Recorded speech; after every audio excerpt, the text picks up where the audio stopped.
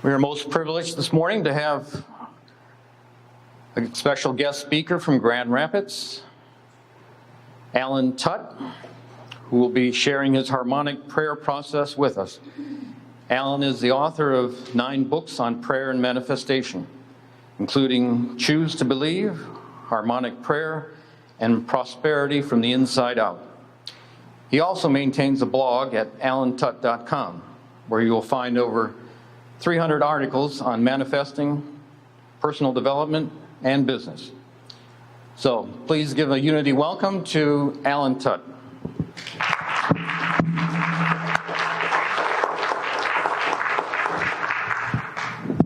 Okay, I think the mic is on. Yes, it is. Okay.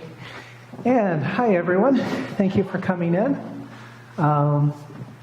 I really enjoy being able to share what I've learned over the last 35 years as often as I can, and that's one of the reasons why I've written a number of books, 2 of which are on the table in the back that you can look at after the service today. So, prayer. I guess one of the things that I would like to start with is the fact that even after 35 years of studying prayer and manifestation and related topics, I still don't know everything. And I guess one of the questions you might be asking is, what is so difficult about prayer? You just ask for what you want, and God either answers or He doesn't. But the thing that I found is that God is like, well, let me back up just a moment here. The Bible says God is the same, always and forever. God never changes. And this could be interpreted many different ways. And one of the ways that a lot of people, like myself, interpret this is that God is like a natural law of the universe, like the law of gravity or the law of magnetism. A lot of people talk about the law of attraction and how when we focus our minds correctly, we can manifest things through this natural law of the universe. And prayer is essentially one of the ways that we can activate this law of attraction and this law of manifestation. Back when I was young child, grade school, grade school, high school, I was a good student. I was basically a straight A student, which meant that I accepted whatever my teachers told me as absolute truth. They told me that something was a particular way, and I said, okay, that's the way it is. I trusted that what they told me was the truth. And so in Sunday school, I was told that whatever we ask for in prayer, God will answer that prayer. Not always the way we want it to, but it will always be an answer. And I trusted that.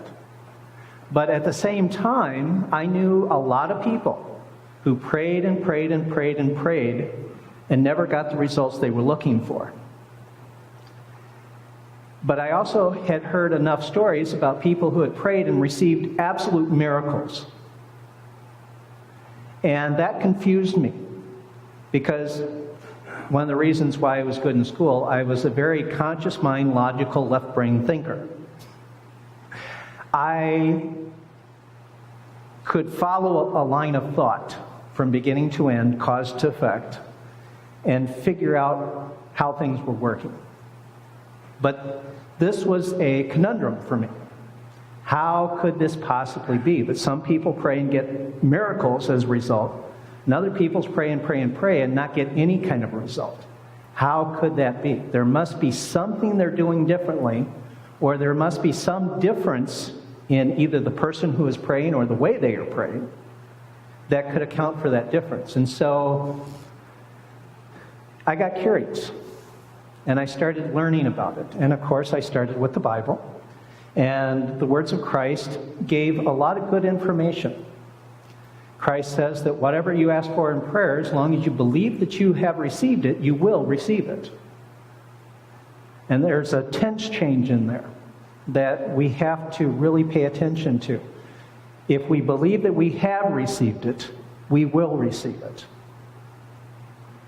That's a point I'm going to get back to again later here this morning.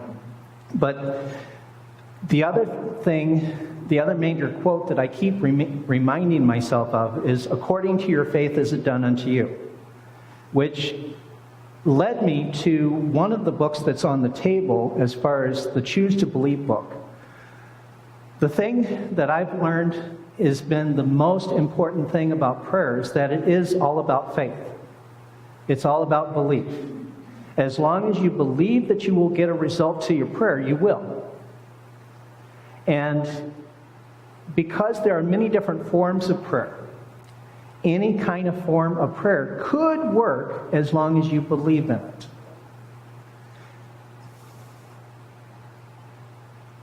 If you believe that kneeling down by the side of your bed at night and talking to God is going to produce a good result for you, it will. If you believe that you have to sit in meditation for an hour at a time, focusing only on your desired result and nothing else whatsoever, if you believe that that is your process of prayer that's going to work, that's the process that will work for you. And that leads me into the reason why it has taken me 35 years to, well, maybe not quite the full 35 years, but why I've been studying this for 35 years and I still haven't got it completely right yet. Because that nature of belief, if we believe that we need to do certain things before our prayers are answered, then our beliefs require those certain things to be done before the prayer is answered. For a very long time, I believed that I needed to use a force of will. I needed a certain amount of willpower to send out this thought energy out into the world to create some kind of a change that would come back to me. And because of that belief, anytime I tried to take an easy way or relax into it, it never worked for me. But that was my fault, not anything else outside of me. It was my belief that caused me to have that experience.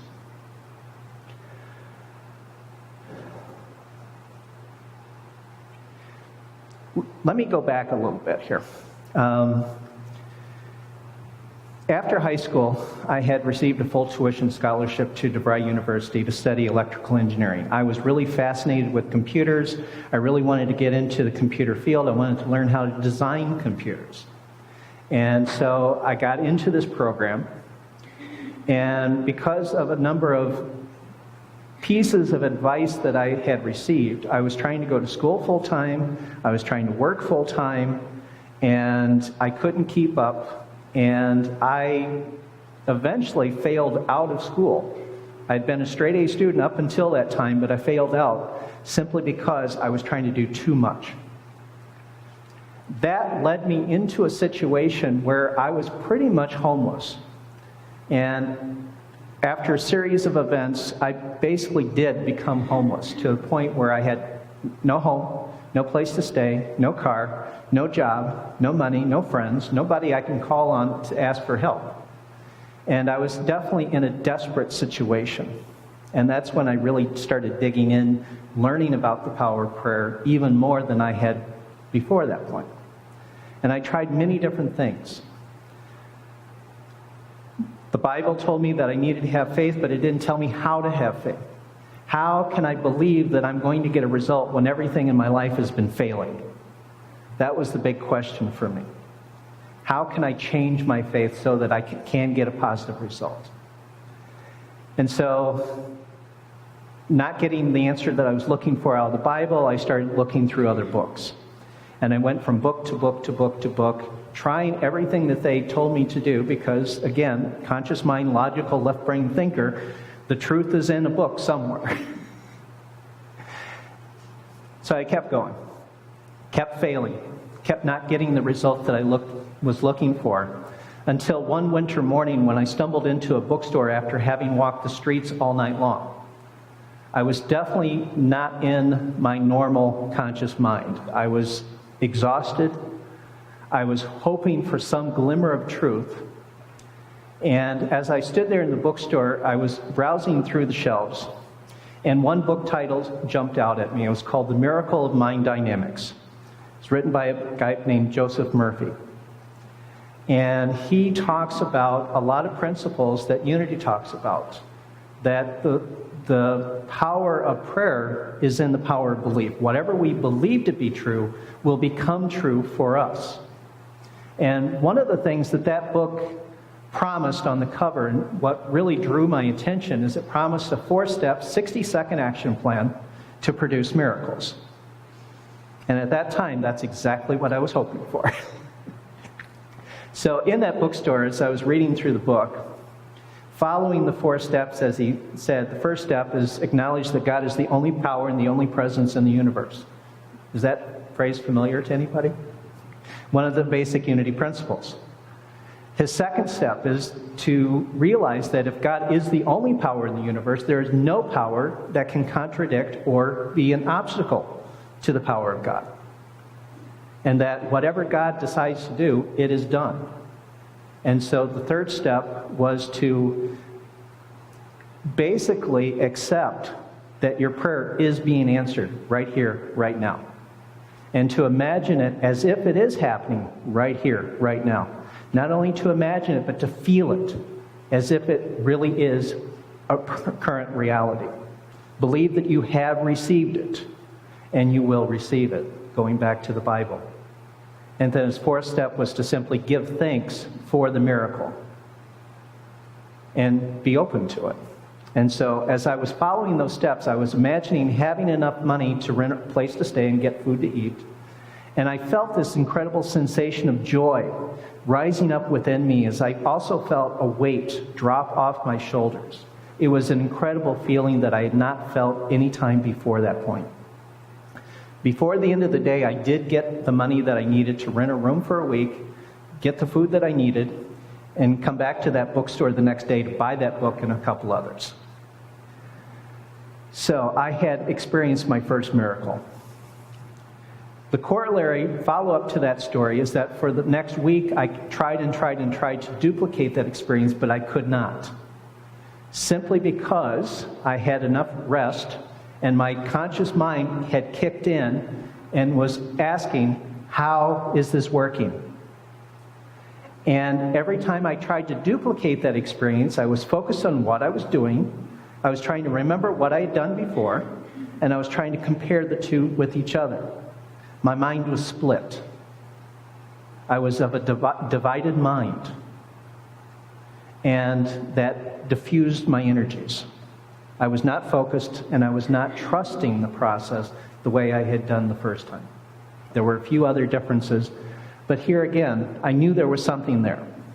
And so I started really digging in a lot deeper to learn, what is this magic that I tapped into? Where are the principles that made this happen? And I studied over and over and over and over again all of Joseph Murphy books. I tried all the different things. I went into affirmations, and I did the normal thing. I wrote out the affirmation. I worded it absolutely perfectly, absolutely positive, present tense, absolutely no loopholes so anything could go wrong. Close up all those loopholes.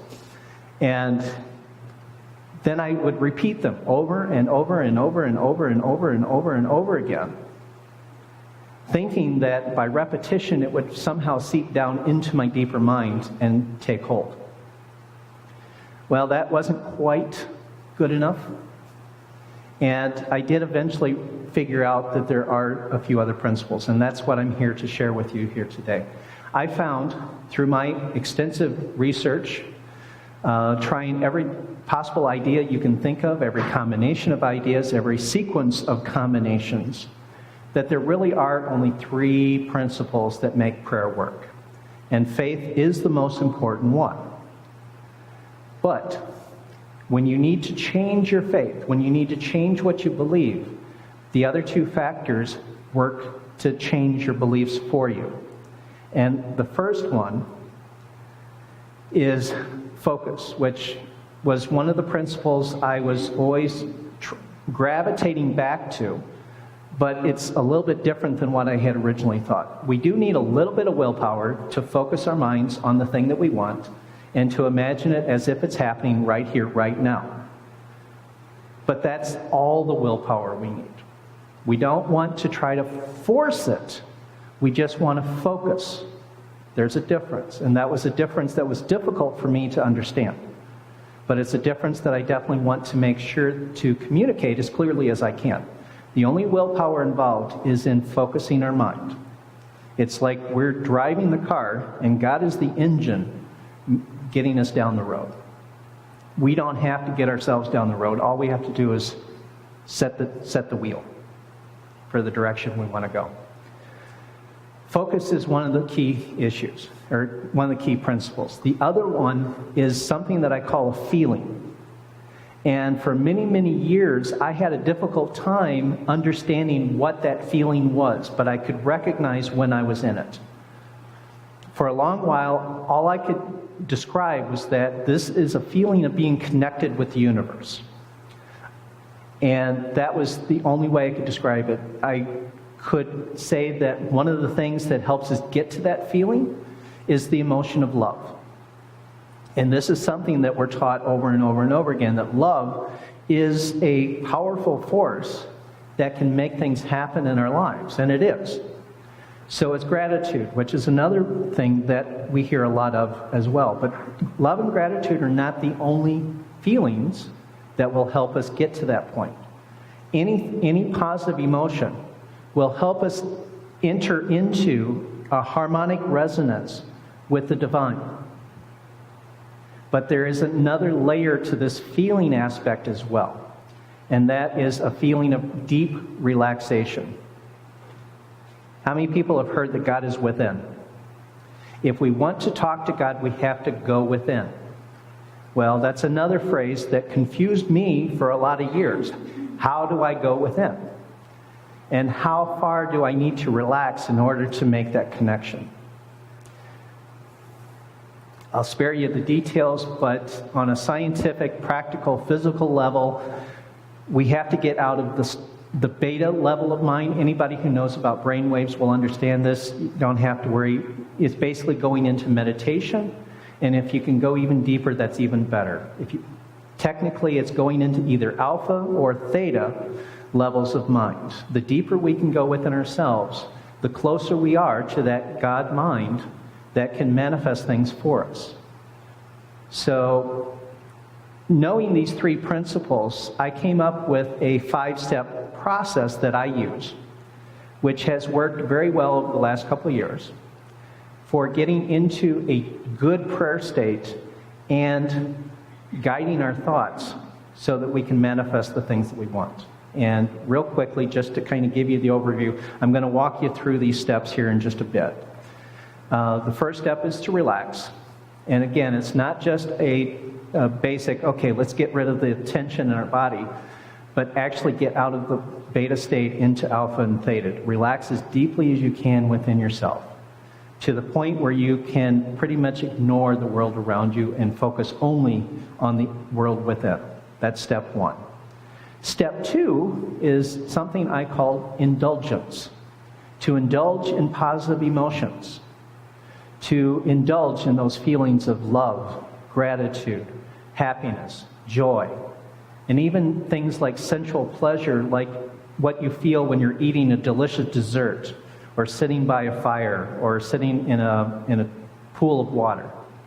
Whatever makes you feel good is okay to focus on at this step in the process, because whenever you feel good, you are starting to open up spiritually to the divine essence of the universe. And that helps you to make that strong connection so that your prayers can be answered. Relax, indulge in positive feelings. Those two steps help us connect to the divine. Third step is to imagine what you want to manifest in as much detail as you can, as if it's happening right here, right now, and you are in the middle of it. See what you would see in that situation. Hear what you would hear at that time. Feel the emotions that you would feel in that situation, and as well as the feelings as well as the emotions, you also want to feel tactile whatever you would be feeling in that situation. For instance, if you're trying to manifest a new car, you want to feel the steering wheel in your hands. You want to feel the vibration of the tires against the road. You want to feel the feeling of the wind buffeting the car a little bit as you're driving down. Get all of those different feelings into that experience. Make it as real as you possibly can. The more real you can make it within your mind, the quicker it will become real in the physical world. That's step 3. Step 4 is the most important one. And in fact, the first 3 steps are really there only to get you to the 4th step, and that is to trust, to have faith, to believe. Trust that the process has already worked. You've already done whatever you need to do. All that's left is to wait for the manifestation to happen. And then while you're waiting, there's the 5th step, and that is to act on any divine guidance you receive. Follow your impulses. Follow your intuition. If you notice yourself feeling like doing something a little different than you normally do, pay attention to that and act on it. One of the stories that I tell over and over again is how Linda and I got together a little over 20 years ago. I was praying for a solid relationship. I was tired of all the little 1 month, 2 months, at most 1 year relationships I had up to that point. And I was ready to find the partner of my life. And so I was praying for that. And I had trusted it to the point where everywhere I went, I was looking. It's like, okay, am I going to meet her today? Is she in this building? Is she around that corner? Where am I going to meet her? Because I know I will. That's the level of trust you need. And what ended up happening was one Wednesday afternoon, I was meditating, and I got this feeling that, you know what, it's been a long time since I've gone to a church that had a meditation service. I want to do that again. So I pulled out the yellow pages. I looked up what the different churches, seeing if any advertised a meditation service. Found Unity and Ada advertised meditations on Wednesday nights. Well, it happened to be a Wednesday. Figured that was a good sign. So I called them up. Weren't doing the meditation services anymore, but they had a Wednesday night class. I was welcome to come in. So I did. And I started going there. It was a couple weeks later when I was going to another service. At the end of the service, I was getting my coat to walk away. Someone tapped on my shoulder, turned around, saw her, and immediately I had that feeling, you're the one I'm looking for. Of course, I didn't tell her that at that point. And it did take a little while before she realized that we were right for each other, but we did eventually get together. We've been together for 20 years. So that is the way that I'm referring to as far as acting on divine guidance. If you feel like doing something, and it's something you haven't done for a while, pay attention to that, because usually, in most cases, we need to be physically involved in our manifestation. We need to be someplace other than where we're normally at. We need to be talking to someone we're not normally talking to. We may even be presenting ourselves a little bit differently, speaking up instead of holding back. Or maybe holding back instead of speaking up. Depends on the situation. But those are the 5 steps that implement the 3 principles that I just talked about. And so this is probably a good time to actually walk through an example. So I'm not sure if you guys want to dim lights or not. It doesn't matter to me. I haven't noticed any real difference in how well it comes together. But okay, let's just go ahead and relax. If you need to stretch, do that. Get physically comfortable, however that is for you. If you like feet flat on the floor, that is okay. You don't have to. If you like to have your hands on your thighs, that's okay. You don't have to. Whatever is comfortable for you. And so I usually start with a nice, slow, deep breath. Fill my lungs with fresh air, and then slowly release and relax, both physically and mentally. And let everything go. And then let's do that again. Take a nice, slow, deep breath. And release any remaining tension that may be within your body or mind. Focus within yourself. Find a space within yourself that is comfortable. And within that space, remember a time where you were supremely happy, when you were absolutely joyful, when you just simply felt so good. And remember that experience and feel that emotion. And pay close attention to what that emotion feels like. And if you can, imagine that feeling getting stronger and stronger, feeling better and better. What would it feel like if it were 10 times stronger? How about 100 times more powerful? Could you even handle it if it were 1,000 times more intense? Allow yourself to get lost in this good feeling. And know that as you have relaxed and elicited a positive emotion, you are now much closer to the divine essence of the universe than you were just a minute ago. And whatever you imagine within your mind will be manifested for you. And so, at this point, think of something you would like to manifest into your life now. It can be anything. There are absolutely no limits. If you would like to have more money in your life, imagine that you have the money you're asking for. What would you do with it? How would your life change? See it from that perspective. Hear people congratulating you on your good fortune, on your wise business sense.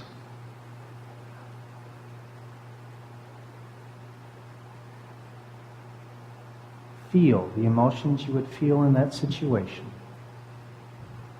You might feel a sense of profound relaxation, knowing that it is finally done.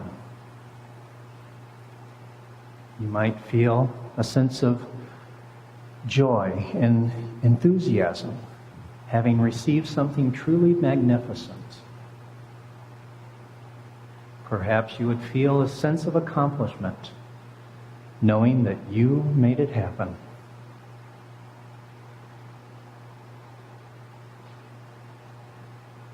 If you are wanting to manifest greater health and vitality, then imagine yourself doing something that you could not do before. And pay attention to how your body feels as you move through the experience.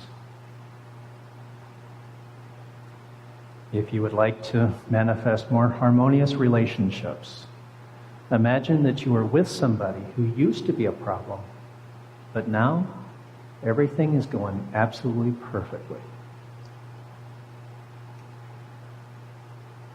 I'm going to give you a few moments to imagine this in as much detail as you can.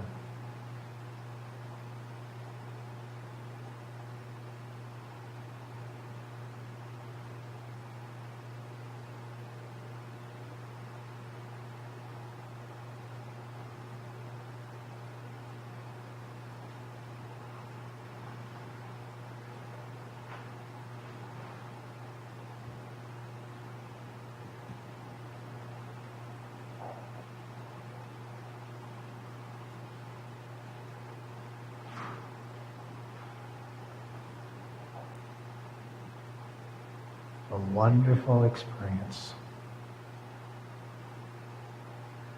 And so that is more than enough time to clearly communicate your desire to the divine mind, which is the only thing we need to do in prayer. And from this point, you may remember your body that was left here at the Unity at Muskegon and come back. And when you're ready, you may open your eyes.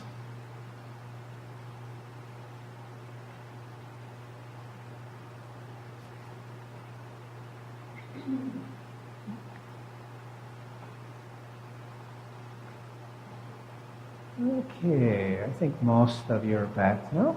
Okay. And I saw a few of you going really, really deep, which is good, because then I know that you are really solidly connected to that divine essence, that divine mind of God. And as I mentioned just a moment ago, the only task that we have in prayer is to simply communicate what we want to the divine mind. And one of the things that I have learned over time, after having written out all those affirmations in absolutely perfect terms, the thing that I've learned is that the words are good for me, and if I'm communicating to others, the words are good for us on a human level. The words are not what gets communicated to the divine mind. What gets communicated is what we're imagining within our minds, which is why some people can pray for peace and yet not get a result of that peacefulness because they're praying for peace, and that's what their words are saying, but they're imagining the conflict that they're trying to avoid. And so that's why it's so important to imagine what you are asking for as if it is currently happening right here, right now. So we went through the first 3 steps. From here, it's really just a matter of trusting that what you have done will produce the results you're looking for, and to start looking for it. And again, follow any divine guidance that you feel you're being given. And if you don't feel divine guidance, then just go with your intuition, go with your gut, because God will direct you one way or another. You just have to be open to it. So that's pretty much all I have. Thank you. I pray for divine blessings for each and every one of you. Thank you.